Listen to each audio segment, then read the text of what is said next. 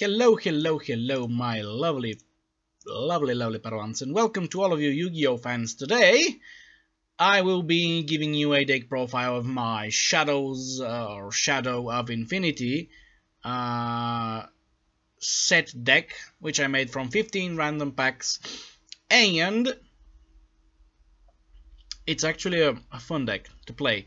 First off, we're gonna start with the extra deck. That is 3 copies of the, well, for this deck specifically, useless D3S or Daz Frog Fusion Monster. Moving on to the main deck, we have 2 copies of the Doomdozer, which is a very, very awesome insect monster. I really love it. And then 2 copies of the Saber Beetle, which is also a very, very awesome 1 tribute level 6, well, level 6 for 1 tribute insect monster. This one is really awesome because it does piercing damage and it has 2400 attack points. So it's really, really awesome. Then 2 copies of the, I can't even say that, but I'm gonna try for you guys, the Anteater Eating Ant. Yeah, the Anteater Eating Ant. It's a very, very good, very, how many times did I say very?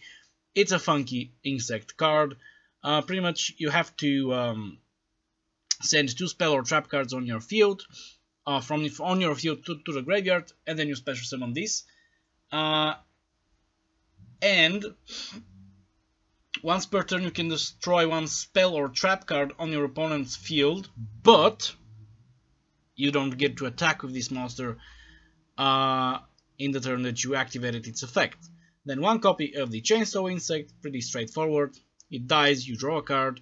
2 copies of the Disciple of the Forbidden Spell, 3 copies of the Sand Moth, that's going to be your main defensive card, 1 copy of Adhesive Explosive, just to be cheeky and destroy your enemy's boss monster, 3 copies of Gokipon, which is to, you know, to get more monsters on the field, 2 copies of the Ancient Gear Cannon, 1 copy of Hero Kid, 3 copies of the Silent Insect, and lastly, for the monsters, we have a ritual monster.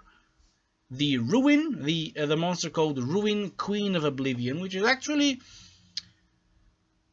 a funky card, because when it destroys a monster, an opponent's monster by battle, it can attack once again in a row, which would theoretically mean that it can pretty much destroy 5 of your opponent's monsters if they're weaker than this one, and then you can attack your opponent directly, which is funky.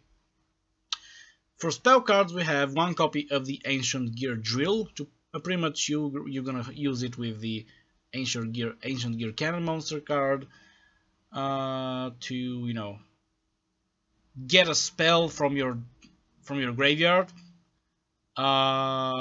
Mainly you're gonna use it for getting the ritual spell. Then 3 copies of the Machine Circle level 2. It allows you to special summon 1 level 2 lower machine type from your hand, which would mean these guys. Then we get to the 2 copies of End of the World. Unfortunately, I did not get a second ritual monster, but I got 2 of these, so just in case, to make your odds of, you know, pulling a a ritual summon bigger. And 1 copy of Symbol of Heritage, which is actually a funny card. Then for traps, we have 3 copies of Next to be Lost. Funky and scary art on it.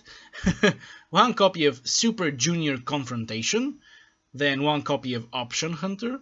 1 copy of Generation Shift, 2 times the Miracle Kids to work with your Hero Kid.